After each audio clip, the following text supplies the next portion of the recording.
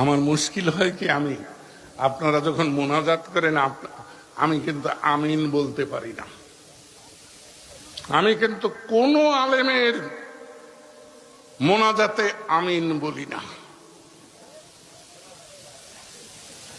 কারণ এই ছেলেটিকে শিখিয়ে দেওয়া হলো যে হে আল্লাহ আমি পাপী, তুমি দয়া করো, মাফ করো। না, আল্লাহর রহমতে আমি পাপী নই।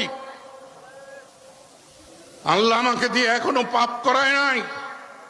কোন নারীর ইজ্জত নষ্ট করেছি এই অভিযোগ ৮৬ বছর বয়সেও কেউ দিতে পারে নাই।